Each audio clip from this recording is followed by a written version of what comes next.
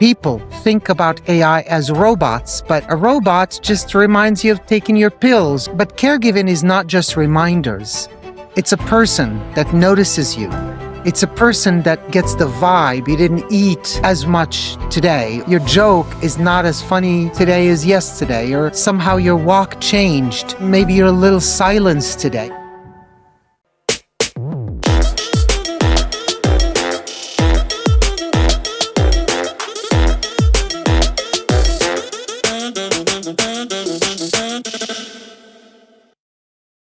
Hello and welcome to another episode of the AI Ready Doctor podcast. I am your host today, Dr. Bencheqroun, or Dr. B, or the AI Ready Doctor. And today's episode is a bit different. I'm not sitting with the CEO. I'm not sitting with an engineer or an IT tech person. I'm not sitting with a professor or someone selling the future for maybe a conference or a clickbait video. I think I want to introduce someone very special to me, and that's Justin. Justin is my dad's caregiver. For those of you that followed me in the last year or so, it has been a very difficult year as a doctor and a son. My dad has been diagnosed with terminal cancer, and we have been focusing mostly on giving him, well, quality of life, not years to his life, but life to whatever years he has left. And Justin has been helping me do just that. That changes the whole conversation. We're not talking about AI as some technical thing. We're talking about AI in caregiving. People usually think about AI as robots, but a robot just reminds you of taking your pills, or, a camera that tells you don't get out of bed. But caregiving is not just reminders. It's a person that notices you. It's a person that gets the vibe. You didn't eat as much today, or your joke is not as funny today as yesterday, or somehow your walk changed. Maybe you're a little silenced today, or Justin, you told me yesterday your father's voice was softer today. So without further ado, Justin, thank you for all you do, and please come in. Hello, I'm Justin. I'm your father's caregiver, and I feel honored to be here today as part of this episode to talk about AI in caregiving. So thank you for having me. Before we talk about AI, I want people to know you as the human being, and you have quite the story, because when I first met you to interview you for my father, my jaw dropped. So tell us your origin story. Well, I'm from San Diego, born and raised. I haven't always been a caregiver in my adult professional career. I've done a lot of different, gone down a lot of different avenues, and caregiving started out for me with taking care of my great grandmother, my Oma, who migrated to America from Indonesia, and yeah, I took a great deal of pride spending the time that I did with her, and being in the position that I was in.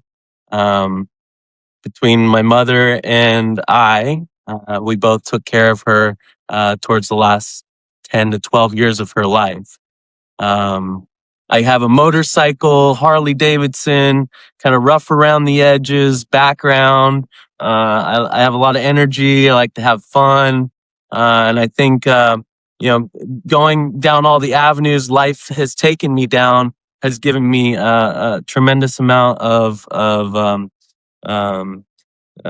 skills, a well-rounded skills that has helped me in my caregiving venture. So that's a little bit about me and the human side of Justin. I love that. And I also love that you are on social media, where you sometimes elevate the voices of the patients that you care for to give the human side of what it means to be a caretaker. You are on Instagram, you're on Facebook, but you're everywhere. And that's probably the reason why you're joining us from your car, because you are between patients, aren't you now? I am. And I'm glad I didn't ride the motorcycle today. So we were able to have this episode. I tried to find a quiet place at your dad's facility. It didn't work out. So we just improvised. We just kind of roll with it. And that's in a nutshell what you do in caregiving, right? Nothing it really, or in life in general, it goes according to plan. And you just got to kind of roll with it and make fun and have fun and find the joy in those little in between moments, you know? What surprised you most about caring for another older adults day after day? And what did you think about caregiving before you became yourself a caregiver? Yeah, so I guess what I thought about caregiving was that it was very task based. You're just checking vitals and medication reminders and things like that. Is what I really thought caregiving was. And when I realized once I became a caregiver, what it was is so much more. Just the human aspect, the presence of being an energy, being a monitor, being just so much more than just tasks. Or at least that's how at least I approach caregiving. And that's it, isn't it? We doctors and nurses and other clinicians, we see patients for a specific time in a specific controlled environment that is not their environment. You see the pajama version, you see the stubborn version, you see the I'm fine version. In fact, I dare say you see the dynamics between the family version. You've been in such situations with my family. My mother was at the Mm, bedside, or my sister, or my nephews, the grandchildren, mm, mm, or my brother who came from another state to visit. It all sounds sterile and clean and cute until you know that these are family members that relate to the person differently. They also have their own personality. They're grieving differently. They mm, also have moments with your patient. And when I met you, I shared these dynamics with you. mm, And I said, we are immigrants, we have Muslim faith, we have mm, different understandings and different lived realities in this country and how we relate to each other. And you said mm, something to me that stayed profoundly with me, that is really coming from a lived life with wisdom, which is my priority is my patient who is your father. And that mm, means everything else may fall by the wayside. And I'm honored mm, to step in where some of the gaps that those dynamics bring mm, to the front mm. are, I can fill in those gaps. Tell us a Mhm. little bit about how do you find yourself in these dynamics with these patients that may Mm. be living moments that are difficult? It's been a beautiful realization, to be honest. It's connecting on a human level. It's learning that we have different cultures, we come from different experiences, but we have a lot of the same dynamics intertwined, just a little different. So it's been a beautiful realization. Looking at me, you wouldn't realize that my grandmother migrated from Indonesia to get here to be an American. And just to learn just the background of everybody. It's been a very beautiful thing to me where, dynamics can sometimes be uh, viewed negatively or challenging. We think of dynamics and it's a challenge, but there's beauty within all the intertwined challenges that life brings. Um, Not having, I don't know the history. You all know your history of each other, which creates a dynamic in care. And when you're trying to connect and understand, you all know each other's history. So I come in with a blank, not really knowing and just kind of focusing on, you know, um, like your dad and his mood and learning who he is and how he, his love languages and what makes him tick and what's going to bring out the best in him and how can he bring out the best in me. And it's just this organic kind of way I navigate through dynamics and find the beauty in all of that. And really what I've learned is in death, when families are dealing with someone who is dying or ill, they have a lot more emotions going on, that it's tugging on, and it's hard to navigate through all of that at times. Where for me, it's been such a beautiful thing. There is beauty in the end of life and in death, and there's so much peace in that. There's so much beauty in all of this, in the dynamics part. It's fun. It's interesting for me. I enjoy the challenges. I've learned to enjoy the challenges, enjoy Mondays, enjoy all the little in between moments, even if it's challenging, because that's where you get your fulfillment. That's where you get, that's where all the goodness comes from, is navigating through the challenging times and finding the beauty in it, so. This is not a white paper to me. This is not a study. This is not a research. This is not a chapter in a book of medicine. This is someone who's close to me, and you help care for him. What have you learned about my dad as a person, not just someone needing help? The joy of this job, and the time that I've been able to spend with your dad. I think we're about a year now where I've spent a lot of time at bedside with your dad. And this job and this role gives me so much perspective in life. And the things that I've learned from your dad have given me tremendous value in my own life as a dad. I'm a dad. We share stories with each other about our children. You're around my age, but I can connect with him on a dad level. I can connect with him on as if he's my dad and I'm his son. I can connect with him on a friendship level. But to talk about your dad, he's fun. In times where you shouldn't be having fun, he has fun. And just having a good attitude is half the battle. I realize that in life, having a good attitude is half of the battle in life. And your dad has a good attitude 9 times out of 10 when everything's weighing against him to have a bad attitude, and just being, at a facility or a hospital or here or there, he finds the beauty in the little moments also. And that's been something we've been able to relate on and have common ground in, and just finding the beauty. Your dad is just a beautiful human. He likes to interact with everyone, nurses. He likes to hear the information. He doesn't want someone just coming in and taking his vitals. He wants to know what are the vitals? What were the numbers? So he likes data. He likes someone being present, and he's a fun man. He's a fun man to be around. I'll forever remember some of our conversations that we've had, and stories and laughter. We laugh a lot. So yeah, your dad likes to have a good time, and he's a fun soul. And you went against the doctor and got him a filet-o-fish from McDonald's, didn't you? Oh, yeah, exactly. We get to connect on so many levels. A filet o fish, fish fillet. What's funny is I think it's called a filet o fish. Your dad likes to call it a fish fillet. And when he corrects me, I just say, "Yep, fish fillet." But then I'm at McDonald's ordering, and I say, "Can I get a filet o fish? I mean, fish fillet or." So, yeah, he likes a filet o fish. And you and I started, and I think I shared it with everybody else, using AI in a different way. We had a transcription app that you connected with my login.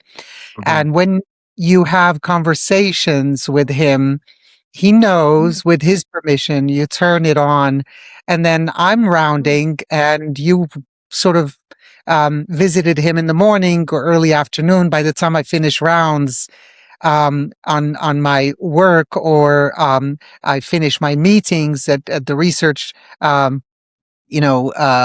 research meetings, I just have a pop up of a notification. and it is a conversation you've had with him.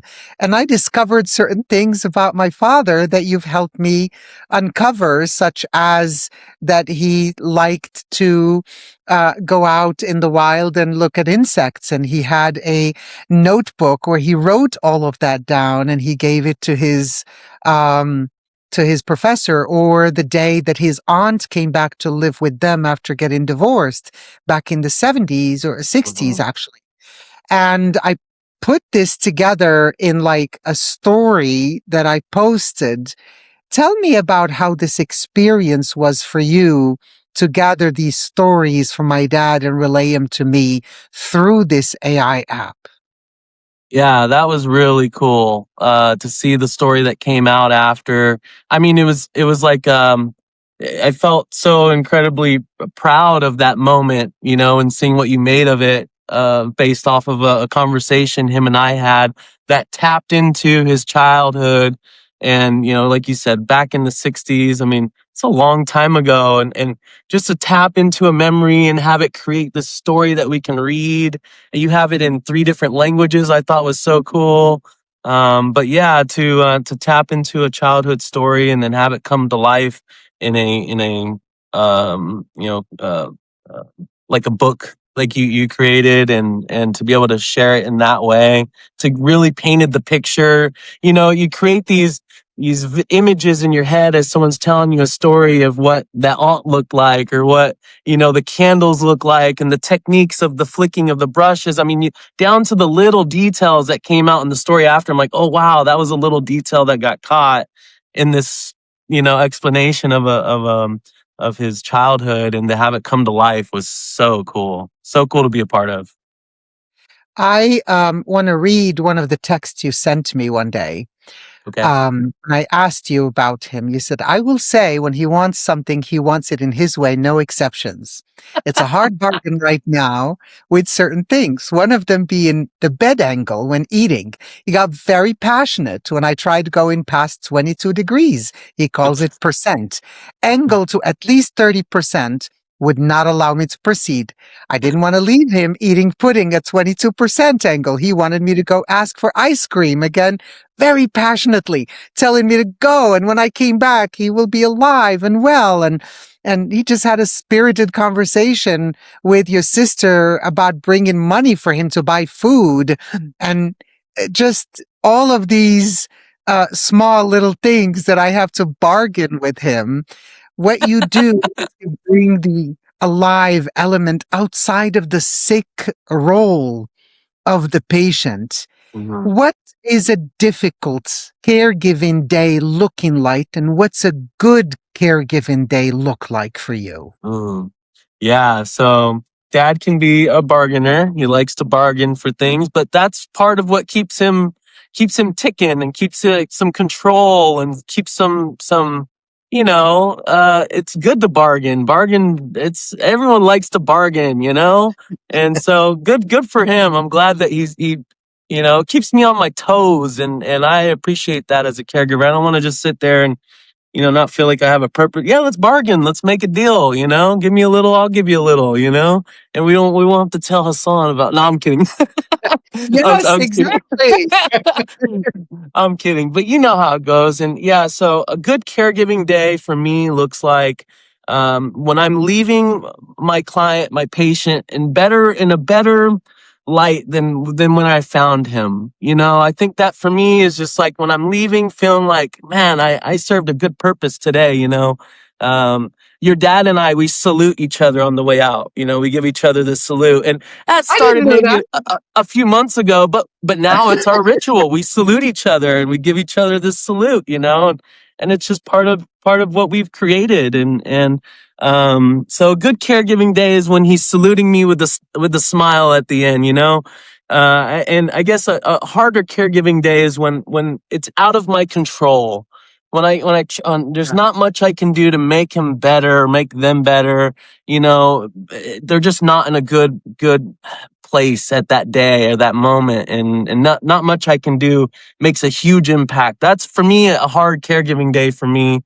And then obviously, um, yeah, it's that. It's when I feel helpless. in that moment or something, you know? There was a day where I was on travel, Mm-hmm. and you came in and you sent me his blood pressure, and it was in the Oh, 70s.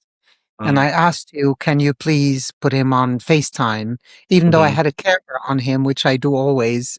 But you FaceTime with me, and he was at home. Where I was, it was 10 p.m.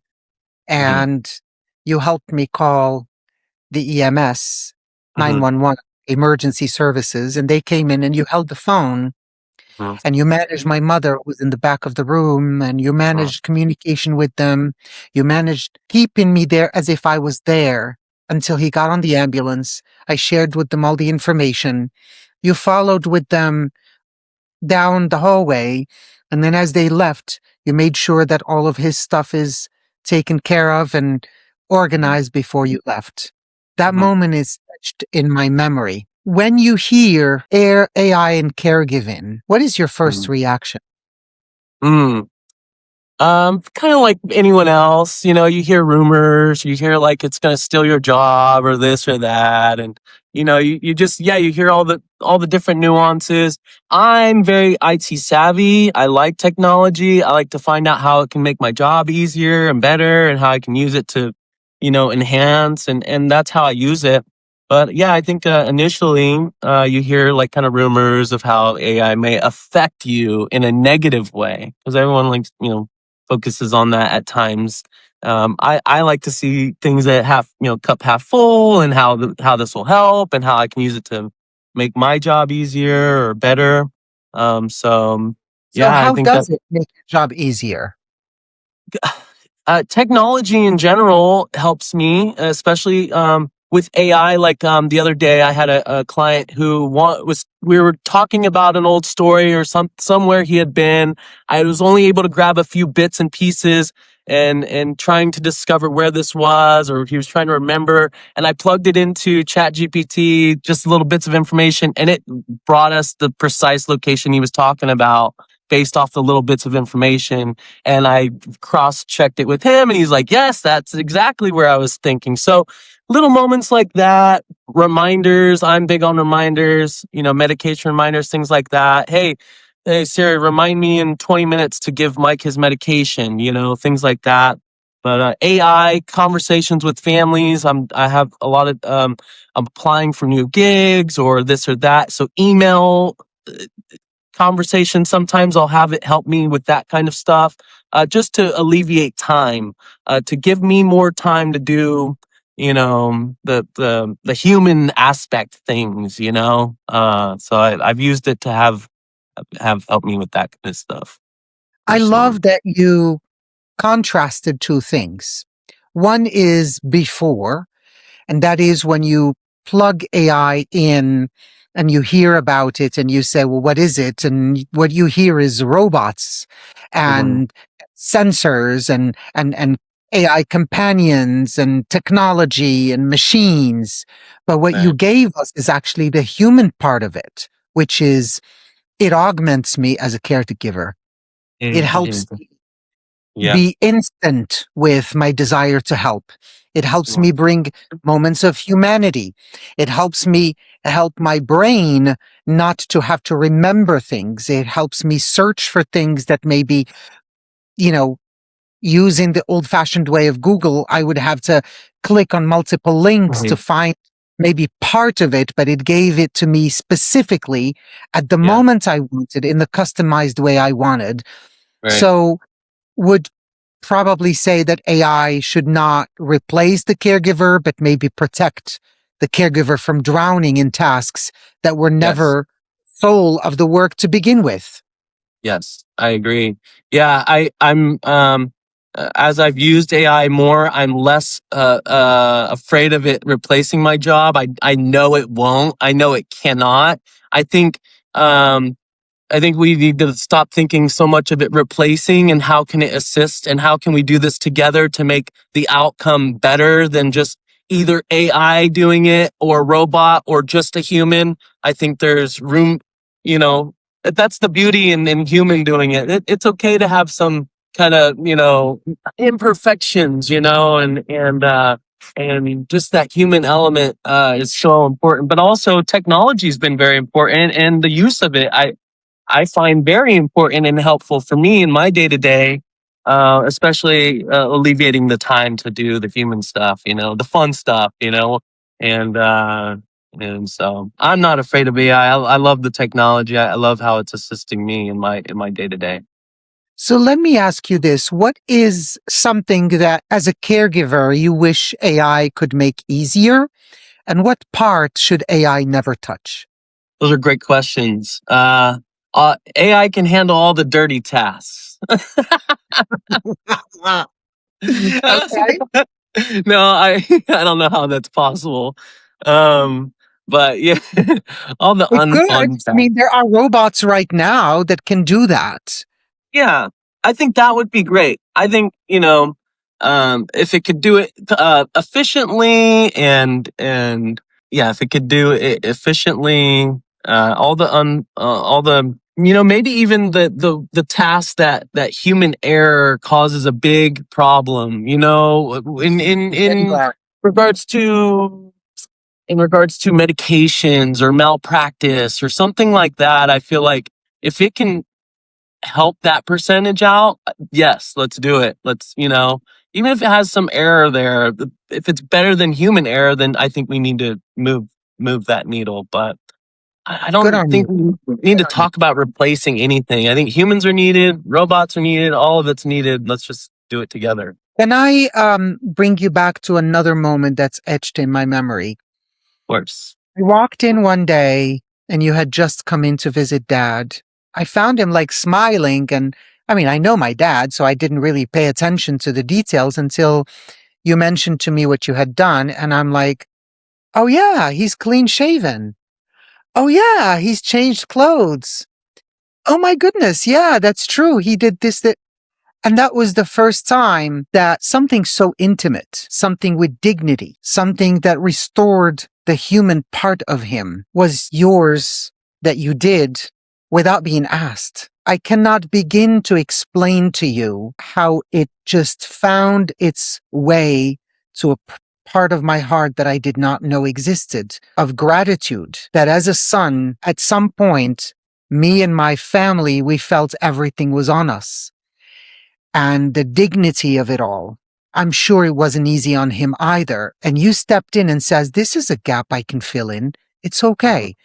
I'll mhm, brush his dentures. I will make sure that he's propped up and his sheets are changed and his clothes so he's ready for you so you can spend that time with him. mhm, mhm. That is, to me, something that is not cheered enough about caregivers. And I want to say Yeah. thank you. Oh, well, I'm happy to help. Again, it's all part of leaving him in a better place than I found him. And yeah, you know, man to man for him, I just want him feeling good and feeling like, I tease him. After I get him already, I'm like, you're ready to hit the streets, or you're ready to hit the town. You're ready to get out there, and yeah, it's just about feeling like a new man in that moment. Whether I it's a little bed bath, a little shave, a little, whatever he needs, I'm there for it. So. Tell me about your other clients. Some of them, I've seen videos where you were actually also helping cut their hair. Some Mhm. of them were just playing a game with. I know Yeah. Peter, other caretaker, brings paintbrushes, and the other day brought like a little putty so he can play with it, and he made I don't know, flowers and trees and things like Mhm. that. Yeah. Do you ever use AI to help you plan these moments, or are they more spontaneous? I would say more spontaneous. I don't. I That's a good idea to use AI to create more plans on my care. I do like the idea, but mine's more spontaneous. Just figuring out what they like. I have a client that I've done wiffle ball with, and just knowing that brings out a side of him that makes him feel young again, and he's a very competitive guy. So there was something about connecting with the ball and just I hand coordinate. I just realized, man, this is a really fun task in the grass, just in case you fall, it's safe. But yeah, doing things like that, chess, just different games. Yeah, haircuts.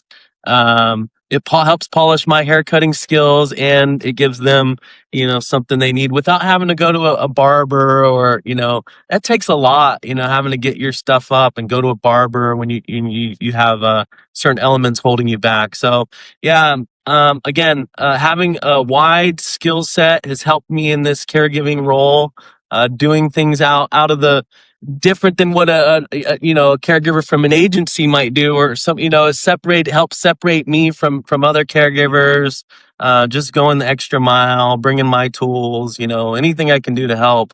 I just try to be that person. So Well, yeah. let me ask this though. When we're talking about adults, Uh-huh. older adults care. Sometimes they are not older adults. Sometimes they are younger adults after Uh, an accident or an illness that was unexpected, or maybe they discovered a chronic disease they didn't know, like uh, ALS or something. One of the pandemics that are happening in this day and age is loneliness. And many adults use AI as a companion with all of the hesitation that I have around that. For example, when we are using AI to banter with about something personal, and many by the millions are using it on a daily basis, sometimes for hours, for that loneliness, emotional data has not yet been categorized as protected data. What I mean by that is your color of your eyes, or your biometrics, or your fingerprint, or your signature, or even your voice has now been dubbed as protectable data. But the emotional data has not yet, and it is being mined left and right by all the frontier um, data, and it is used for ulterior motives and financial motives. So let me bring back the conversation around AI as a companion for these older adults. What do you think about loneliness in what you've seen around the caregiving that you've seen? And when we're talking about that loneliness, do you think that there is a line between a machine that is helpful, a machine that is fake connection? It's based off the results. If it's a fake love or fake connection, but it gives good results to the patient, if it gives them something positive, then I think that's the take you got to take. I do think there's a huge problem right now, and it's really based off people being alone, not having family in the end of their life. I see it more times than not. There's just so many people alone, sitting there watching television, or just there's just something so important to a connection. And if a robot can give a connection, if we can create robots to help fill those gaps, and in conjunction of caregivers I think it's a positive thing, in that aspect. I think we also just need to teach people, a lot of people, that they can do caregiving also, and help one person in addition to their normal job. There's just so many people that need help, and so many people that have availability to help others. There's something that we need to do, I feel, to connect people more with people, and not rely on robots to fill the gaps, but rely on robots to fill some of the gaps, and yeah, definitely feel like loneliness has a great effect on people and their health. I have a client that I see, and he when I met him, he was almost mute. He didn't say many words. He didn't have many interactions. I don't know so much of his backstory, what got him here, but what I do know is that he was a military veteran. He served in the army. Um, as I saw him more and more, I saw him open up more. I saw him get excited to see me, my face, and now we're close to a year of care, and he's talking in sentences. He's opening up more. I mean, he's using words. Every time I see him, he's using new words I haven't heard before. And it's proof that just consistency and presence and human connection brings out life. And if you don't have that, you're just sitting around watching TV, and maybe we'll find out that if you're just sitting around talking to a robot all day, that isn't healthy for you either. We don't know, but I do know that loneliness is a huge problem that we face with our elders. You brought up something super, super important, and that is you notice subtle changes in someone. And you notice those subtle changes in someone, much like an AI that you hear, for example, has sensors around the home for someone who might be, you know, not by themselves, actually, not with someone. So let's talk about the difference between the human sensor and the AI sensor. And I want to put it in a context. Okay. When, as a tele-ICU doctor, I show up in a camera on a ICU room to assess somebody and look at their file and folder and record and speak to their nurse, there is an Mhm. etiquette that we do, which is I call the nurse who then goes to the patient to say the doctor will come on camera. Even though they are in the ICU, they still need some dignity and privacy. And so even though tele-ICU allows us to just remote in, we still are human beings. So I Mhm. ask you, how do you think about privacy when caring for somebody at their home?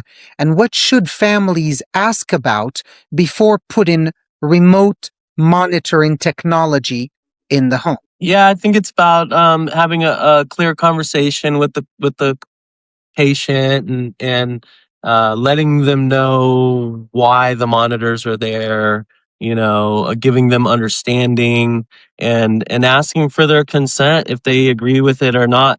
I think the level of monitoring, it's got to be based off of that. And then also, safety. What's going to keep them safe is, I think, the most important thing, because you know um you know that's when, I guess, things can go wrong, and there's a line, right, of privacy and safety, and I think you got to kind of walk that fine line, but also be maybe clear with the patient so that they have an understanding that these monitors are set in place to keep you safe. Not to watch your every move, or and then in certain areas where they're not going to be exposed in a just I not in the love that. bathroom, or certain things. I have a patient that uses a baby monitor to know when her dad is in motion in the room, and it helps her, wake up in the middle of the night. So I think it's super important to have monitors, have sensors, for safety purposes only, What I really. like about the AI part is that there is no human watching, and the AI Mm, itself uses the sensors to trigger an alert that then triggers the camera if needed. mm, That mhm, step we didn't have before. And so there mm, was very difficult. We need to be honest with ourselves as families. Are we mm, monitoring for safety of our loved one, or mm, are we mhm, monitoring our own anxiety? And mm, so mhm. sometimes we have to deal with our own anxiety if the safety is okay. And Yeah. that's part of where I ask sometimes, which is there a privacy shield? Is there a step to take before you go on camera? Is there Mm, a light that lights up when the camera is on so the patient gets feedback that someone is watching? mm, These mhm, are necessary to mhm. that privacy. I Yeah. have perhaps a segment where we usually in our AI Ready Doctor have a little bit of game at the end where we do a rapid fire. So I will ask you some questions and you would Okay. tell what comes up for you, but it has to be one word or one sentence tops. You can't Okay. go on explanation. So it's got to be rapid. Ready? Okay. I'm ready. Let's Okay. go. Okay. So, what's one word people misunderstand about caregiving? Connection. What's one thing caregivers notice that doctors miss? One thing caregivers notice that doctors miss, I would say, the mood of a patient, or like little, not eating as much as the day before, or not drinking as much, or expression in the face, like tight eyebrows. I'll notice little things like that before a test or a lab draw, or by the time a doctor gets any of that, they're usually not in great shape. So noticing the little differences before that, doctors, it's usually the case. I mean, usually you'll notice something's off with their mood, or they're not, irritable, or something is off. Beautiful. Yeah, Beautiful. that's my I role. remember one time where you had shared with me that I noticed there are multiple styrofoam cups next to your dad. It's as if he's thirsty. And you were completely correct. That started before he became septic by at least 2 days. And we jumped on it real quick. And by the time that the infection and the sepsis started to show, we were already ahead, thanks to that moment where you shared with me. Mhm. What's one task that AI should take away tomorrow? I don't know how it could, but again, all the messy tasks, All the all the messy. challenging, the reminders. I think AI can manage all the reminders, medication reminders, things like that. I Beautiful. think, yeah, Beautiful. things like that. The reminders, the all the tasks that keep me being a human, and allowing to be that connection, that human presence, that energy, and all the tasks that take me away from that, the AI can handle all that. And what is a best sign that a family truly respects a caregiver? Oh, best sign is a review. Post a review. Okay. A Wait, that referral. was the one I Refer. sent. That was the one I sent. Yeah, referring you to someone, referring you, telling you they want. I can't wait until you meet the rest of the family. We're talking about you, just things like that. Wanting me to be a part of family things, or just I do feel connected with all the families I get involved with. They do feel like you feel like a brother to me. I mean, you really do. You guys are family to me, and I feel I would do anything for you guys, just as I would do for my own. So um, Likewise. Likewise. yeah, And what yeah. is the biggest red flag in a caregiving situation? Oh, biggest red flag in a caregiving situation. Oh, any sign of abuse, any sign of abuse, or I don't know, like where they are, where the patient isn't a good place for them, whether it be the s- the facility, or the people taking care of them, or family feeling um any dynamics where I want to alleviate it, where they're just too much emotions are involved, and I just want to step in and be that relief for them. I guess, Amazing. Amazing. does that make sense? Um, Absolutely. or I'm Trust. feeling tension, and I'm like, oh, let me fix this. Let me step in. I got this. Because Yes. just brings calmness and a different angle, and I love so it. I that's the do. I only, love it. yeah.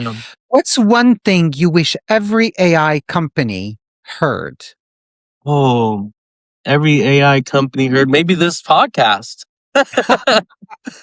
Huge. On what I you think, did there. yeah, that they shouldn't feel, that they're going to take over anything, to teach more about how it can work in conjunction with humans. And I think companies are going to replace humans with AI. They're going to find out that they're going to need the humans later on. There really needs to be a conjunction of humans and AI. And if they're going to replace us, then take care of all the tough jobs, and make it so that humans don't need to work as much, and that they can spend more time with their families. And here's a thought: take care of their elderly people when they're getting old, and have that time away from work, because AI is taking care of all that stuff. I don't Good know. on you. It's amazing. That's a vision for the future. That is a vision for the future. And lastly, the best caregiving advice in one sentence. Oh, caregiving advice that I can be patient, have fun, be present, um, make someone's day, have fun, be present, and what's the fourth element I want to mention? There's a book I read a long time ago. It's called The Fish Philosophy, and it teaches 4 principles in life that will help you in any situation. And it is about just having fun, being present, making someone's day. And there's a fourth one I can't think of right now, but it'll come to me, I'm sure, when we hang up, or hopefully in the next moment. But yeah, I think just to have fun, be present, and to make someone's day is super important for a caregiver. Have that mindset. And Yeah. um, one, I'm going to let you have the last thing, but just to share with you, the fourth element is choose your attitude. Choose a good attitude. There you Choose a go. good attitude. Thank you. Look at that. Oh, I Look just looked at it up. I just asked AI. that. See? Boom. That's a perfect use of AI right there on the spot. And you heard it. You heard a few pieces. You plugged it in, and it gave it to you. It And gave it it gave to it you. to you. That's I right. love Exactly. that about AI. That is my favorite thing, is to give it a few bits and it gives it to you, and you're like, yep, that's it. You know. So, If you wanted to close today, what would you want to close with? mm, close like this conversation and Yes. with Maybe what is one thing you learned that my dad taught you? Oh wow. Oh man, one thing that I learned that your dad taught me. Oh man, is that to not question where you are. That God has you right where you need to be. You are where you need you know. He taught me that, to not question that, to just to face it, and just to know that you're where you need to be at this moment, and to not question it. Just you know, um, yeah, yeah, like just to not question where you are, just to know that I, you're exactly where you need to be, I no thank matter you. what. I Yeah, sincerely want to thank you, not just for being here, but for being here for us. yeah. For, I think, showing up in all the places that we needed someone to show up for us. Um, Medicine loves dramatic moments, but honestly, yes, besides the drama of the diagnosis, the scan, the ICU decisions, the procedures, the discharge, so much of life happens in between, at home, Mm, in the mm, chair, in between mm, meals, mm, propping up a fresh pillow near the pillbox, around the conversations and the shaving and the jokes about the fish fillet. And that's when people want to still feel like themselves mm, outside of that room where the mm, walls have now narrowed their world. And that's mm, where caregiving lives. So if AI wants to step in there, it has to earn its place. And mm, not by faking human, but by mm, helping humans care better. That's what I mm. heard from you today. It's the Yeah. future of caregiving should not be a cold choice between exhausted families and AI robots. It should Mm, be better support for those people so mm, that they can mhm. continue to be there for their families. And Yeah. people like you, Justin, and Peter as well, people Mhm, who notice, people who remember, who want to walk in a room and make their day, as you called it, and mhm, understand yeah. that the Mhm, task is never just the task. It is the yeah. person. And so to remember one thing from this conversation is to say, just to never complain about where you are. You're there for Mhm, a reason, and to just yeah. have fun, have a Mhm, good attitude. right. And I want to thank you for joining us on the AI Ready Doctor podcast. And My today's pleasure. reminder is simple: AI can remind, AI can track, AI can summarize, but care begins when the human being pays attention and is present. With that, Curiosity is infectious. Catch it here at the AI Ready Doctor podcast. See you next time.